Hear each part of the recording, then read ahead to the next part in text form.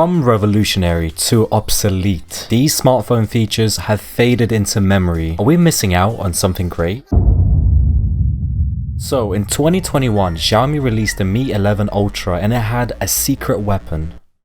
The Ultra series is all about pushing the boundaries of what a smartphone can do, cramming in every high-end feature imaginable and chasing the highest specs. Xiaomi started the Ultra models with the Mi 10 Ultra and they went completely overboard with the numbers. It basically had the best 120Hz screen out there, 120W charging, 120x zoom. It was the pinnacle of technology. So how did Xiaomi one-up themselves the following year with the Mi 11 Ultra? They added a secondary display. This took the Ultra to the next level. It was a 1.1-inch AMOLED screen, which let you see the time, the battery, some notifications, and control your music. It basically had the functionality of one of those cheap Xiaomi smartbands. Arguably, the most useful feature was being able to look at yourself while taking selfies, since you can use the main cameras. Unfortunately, the reviews were mixed, and people were saying that the secondary screen had very limited and even useless features, such as the always-on display, since for some people it was barely working, and for others, the screen wouldn't even turn off even though the main screen was off. And overall, apart from selfies, it just didn't make sense to use it, since it's so much worse than your main screen, and it's even more gimmicky than a smartwatch, and these things are so pointless. So what happened? Well, people criticized the phone for having a pretty useless feature that obviously slightly increased the production cost, the weight, and probably the most importantly, space. So next year, Xiaomi discontinued the feature and shifted the focus of the Ultra models towards design and functionality, aiming it towards professional photographers.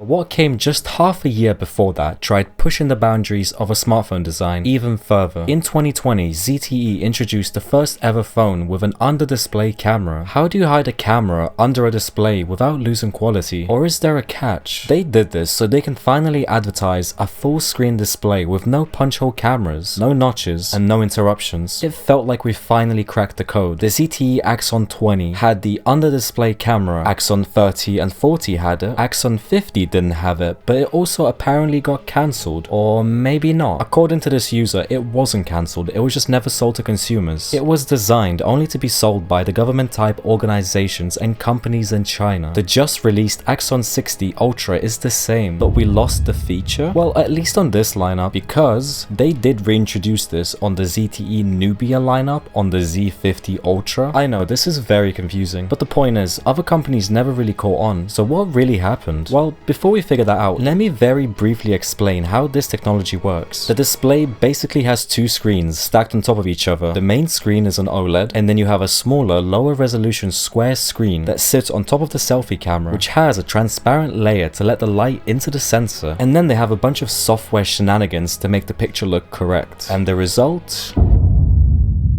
A hazy, dreamy mess. Look at this cons list from DxOMark. Clearly, people weren't happy with the performance. This phone was good for someone who didn't care about selfies, but users who don't want good selfies are probably far less than those who do. And phone companies didn't implement this feature because only a small margin of people would end up buying this. And even the later iterations like the ZTE Nubia Z60 Ultra didn't completely fix the dreamy look, and therefore, we haven't got the final piece of the puzzle yet. But what if I told you that we almost did? We had an almost perfect solution that didn't compromise on the image quality. You're probably thinking about the pop-up selfie camera, right?